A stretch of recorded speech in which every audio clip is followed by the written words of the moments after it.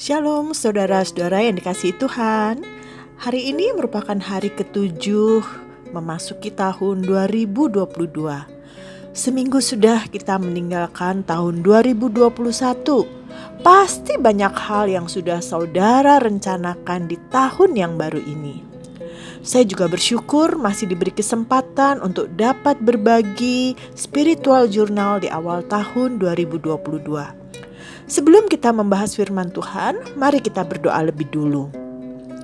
Bapa yang baik, terima kasih untuk kasih penyertaan dan pemeliharaan Tuhan pada kami, sehingga kami berada di hari ke-7 tahun 2022 ini. Bapa, sebelum kami merencanakan segala sesuatu, kami mau melibatkan Engkau di dalam setiap perencanaan kami, agar apapun yang kami lakukan senantiasa menyenangkan hati-Mu. Bapa, kami mau serahkan waktu ini sepenuhnya hanya di dalam nama Tuhan Yesus. Amin. Saudara, sampai hari ke-7 tahun 2022 ini, kita masih berada dalam situasi pandemi COVID yang kita tidak tahu sampai kapan berakhir COVID ini. Saya percaya banyak perencanaan di tahun 2020 sampai 2021 yang tertunda akibat COVID.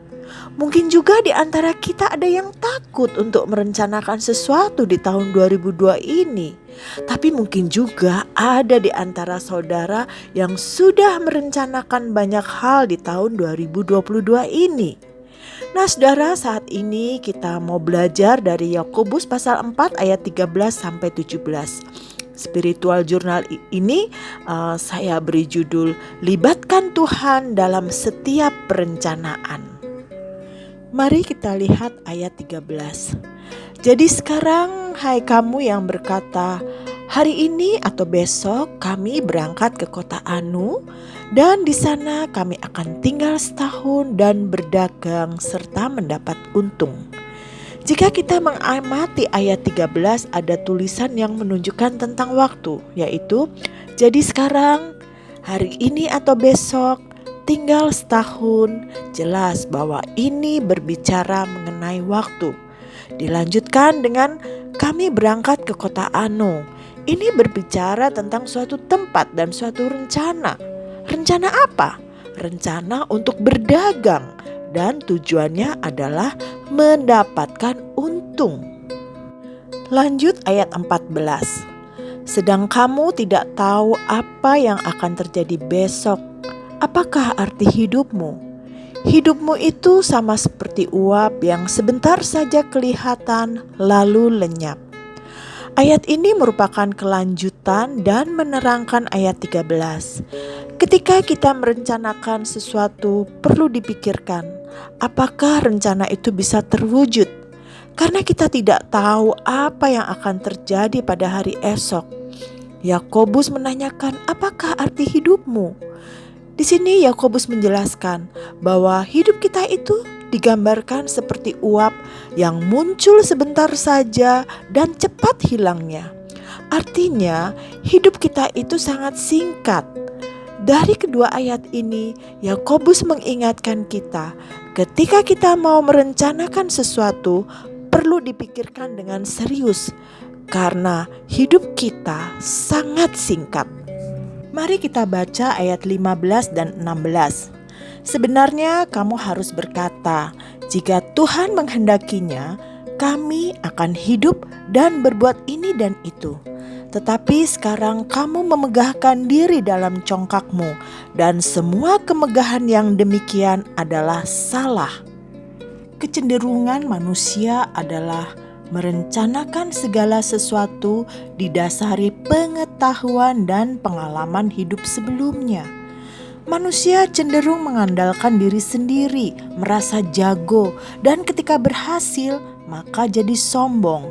Dan Yakobus mengingatkan bahwa itu adalah salah. Karena itu, sekali lagi Yakobus mengingatkan, sebaiknya kita melibatkan Tuhan dalam setiap perencanaan hidup. Setiap hal yang kita rencanakan atau apapun yang akan kita lakukan haruslah melibatkan Tuhan di dalamnya. Karena itu Yakobus mengawali ayat ini dengan menuliskan jika Tuhan menghendakinya. Artinya, setelah kita merencanakan segala sesuatunya, kita harus menyerahkan pada Tuhan dan mengatakan, biarlah kehendak Tuhan saja yang jadi. Di ayat 17, Yakobus berkata, jadi jika seseorang tahu bagaimana ia harus berbuat baik, tetapi ia tidak melakukannya, ia berdosa.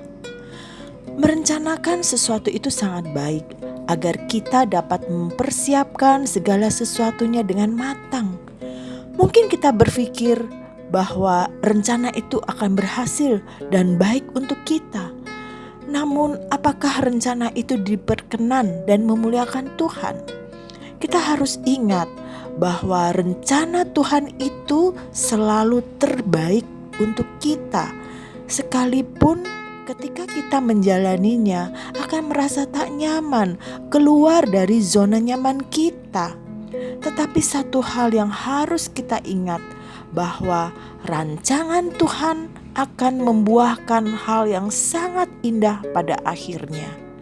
Karena itu, libatkanlah Tuhan dalam setiap perencanaan hidup kita di tahun 2022 ini. Selamat menapaki tahun 2022 dan menyerahkan semua rencana hidup kita pada Tuhan yang adalah sumber hidup kita.